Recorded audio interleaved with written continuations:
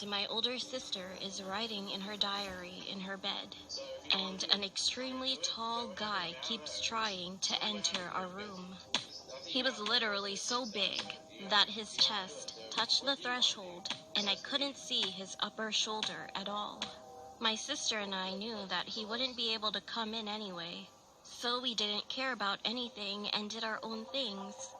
He bumped his body trying to come in, then finally gave up a while later and went back. And at that moment, I woke up.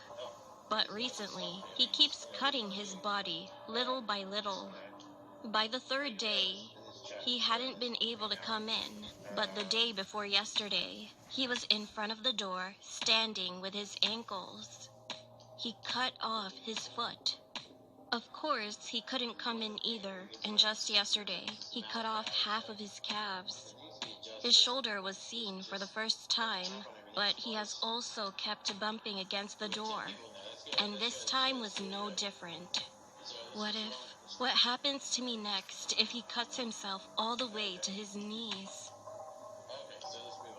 Second, it's me again, and I came back to post my recent experience. 2 days later, my worries became a reality. I had a dream again that day, and this time he really cut himself to his knees.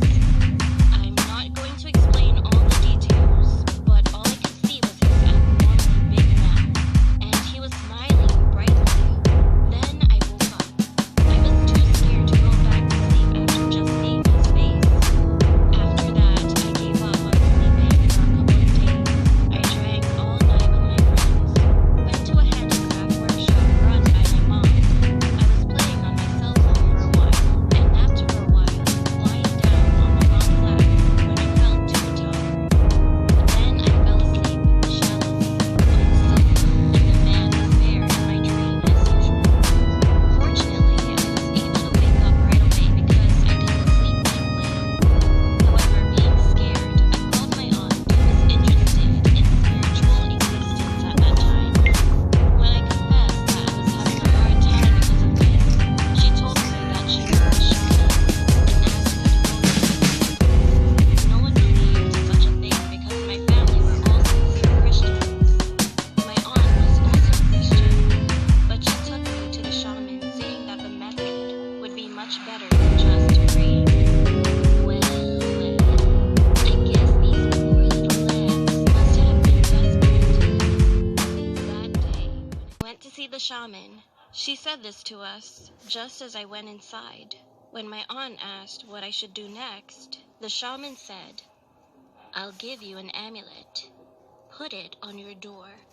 Because we don't know if he was just joking around or doing it for a reason, we have to give it a few more days.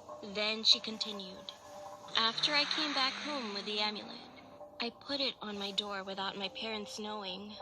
I fell asleep in my room comfortably for the first time, and there was the man in my dream as I expected. But this time he wasn't standing, just sitting by the door and staring at me.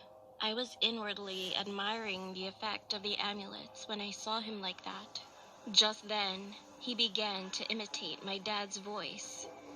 "Lord, please take care of my family and look after my lovely daughters as if they were your eyes." He said a prayer like that almost every day, and while laughing, the man just recited the exact same prayer with my dad. Tears flooded with fear, and whether he thought that it was funny to see me crying, he began to mimic the barking of my dog this time. It was just surprisingly the same. He would scratch the door and whine when I closed my door to study, and the man made the same sound, scratching his fingernails on the door. The next was the voice of my friend. The moment I heard his voice, I was so scared and creeped out. Eventually, I could wake up shortly afterwards while I was crying in my dream. I called my aunt right away, and we went back to the shaman again. And I think we have to raise our prayer to God and do some exercise. Of course, I've been eating my meals normally, but I kept losing weight because of a lack of sleep. I was going crazy. I'm still terrified, even when posting this right now. If anyone has experienced the same thing as me, please, please help me out. Say